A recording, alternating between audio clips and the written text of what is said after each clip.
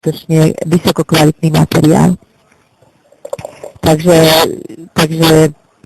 v rámci našeho rozhovoru, ktorý trval trošku dlhšie, sa chcem ešte opätovne opýtať, máte o tento výrobok záujem?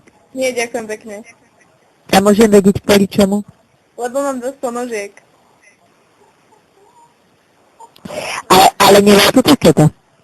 No také nemám. No a preto keď všetko stojí za vyskúšanie, nohy si to zaslúžia. A tieto ponožky sú také, že oni sú trošku vyššie, to znamená, že keď položíte nohu cez nohu, vlastne zachovávate aj taký v rámci protokolu, proste nie je vám vidieť ponožka, nie je vám vidieť pokožka, to je po prvé, a po druhé vás netlačí ani tá gumička netlačí. To znamená, že ono to spĺňa všetky predpoklady ponožiek ako takých. Nie sú ani hrubé, ani mäkké, nie sú hrubé ani tenké. Opätovne vám poviem, že sú antibakteriálne, odsávajú vlhkosť, majú všetky výhody a stoja iba 2,62 €, aj to je iba poštovné a balné. Ponožky sú zadarmo. A to poštovné a balné je kvôli tomu, lebo táto firma tieto ponožky vám do schránky prídu v rámci obálky a prídu priamo zo Švajčiarska. A Švajčiari sú predsa precízni. Poznáme švajčiarske hodinky. Takže ako príklad vám uvádzam, že to je skutočne na úrovni. To nie je niečo, že idete a kúpite si niečo v čínskom obchode alebo niečo takého, za to, že to je lacné. Nikdy človek nie je natoľko bohatý, aby si mohol kupovať lacné veci. A toto... Prosím?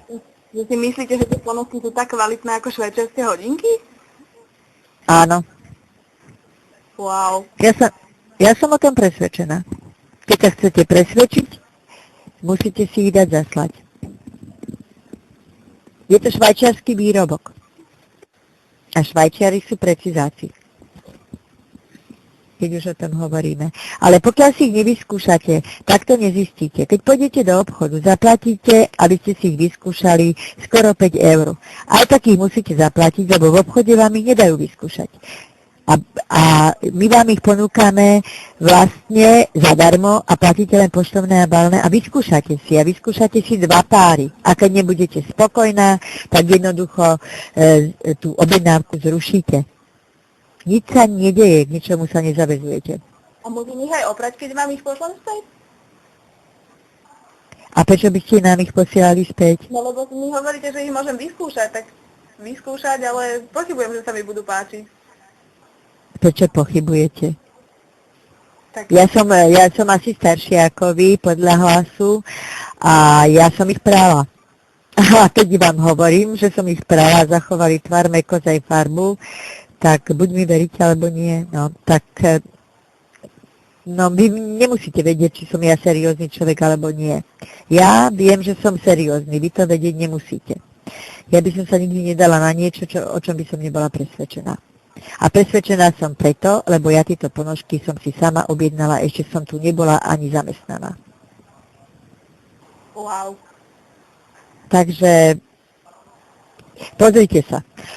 2,62 €, to máte za jedny ponožky 1,31 €. To je tak 37 korún za jeden pár ponožiek. Dostanete kvalitné, mäkké ponožky, mäkšie ako bavlna za 37 korún.